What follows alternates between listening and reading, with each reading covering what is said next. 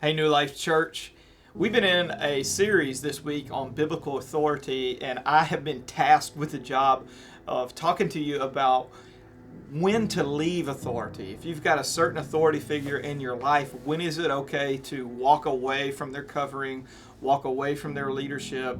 And I think they asked me to do it because they're like, who is the most rebellious person on staff at New Life Church? But I will say there is a rebellious nature in every single one of us to rebel against authority. I've been like that my whole life, you know. I walk into a place, I see a sign that says authorized personnel only. And then I immediately begin to wonder, what's behind that door? You know, do not enter. And I was like, does this apply to me? Because some of my best fishing I've ever done has been right on the other side of a no fishing sign. So there's something inside of us that's just like wants to rebel, but when is it okay to rebel? And I think there's some good stories that you can go backtrack and look in the Bible and to see how to do this like in a godly way. First, you see this in David when King Saul was king of Israel and David slays Goliath. There is a jealous relationship from Saul towards David. David has now been anointed to be king, but he's not yet king. He's going to be king one of these days. Saul does everything that he can do to undermine David. He even tries to kill him multiple times. And you can see this relationship drags on chapter after chapter after chapter. And like in my mind, I'm sitting there going, why doesn't David just do to Saul what he did to Goliath? But David had a conviction. He said, you know, God put Saul in this place of authority, and I'm not going to touch God's anointed. What does that mean? He's saying, I'm not going to do harm to him physically. But the other thing you don't see David do is slander him, gossip him. He didn't hurt him in any way. He didn't change other people's thinking about Saul. This is what David did, and it's so powerful. He gave room for God to perform his justice in Saul's life. And so what that did is David was able to maintain his innocence even though he was under an authority. So David, and this only comes in prayer. So let me just stop and say this. If you're in a situation with a boss or an authority figure in your life, how do you maintain innocence? How do you have an innocent strategy, an innocent spirit? David prayed about this over and over. And he would say, God, my enemies are pursuing me. What do I do? He would pour out his heart to God, and then you would see him walk an innocent plan out. I mean, he had opportunities to hurt Saul, and he never did it. In Ephesians, I think Paul gives us a little window into this when he's talking to children. This is what he says.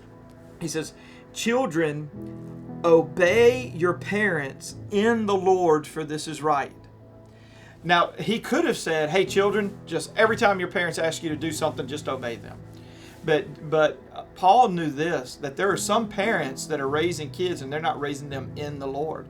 And some of the things that they may ask you to do is not inside the guidance of what is godly for their life. So here's the wiggle room that he was telling kids. If they're asking you to hurt somebody, if they're asking you to be involved in a crime, if they're asking you to do things that are totally out, listen to me, out of God's design, the way he's designed life to operate, he's like, you have some leeway to go, I'm going to obey you everywhere I can, but where I can't, I'm going to do what is right before God. And that's what God wants you to do. Paul did this in his own personal ministry. Track with me a couple more minutes. Paul, his normal ministry was to go into the Jewish temple and to teach the gospel.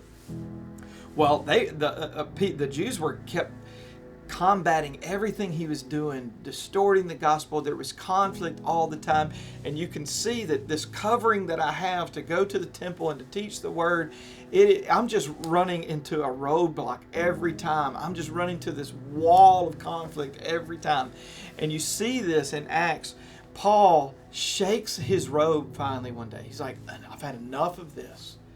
And he like breathes in and he goes, from now on I'll go to the Gentiles.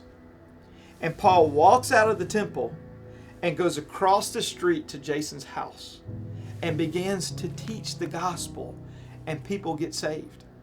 And while he's teaching the gospel, a prophecy comes to pass in Isaiah 56.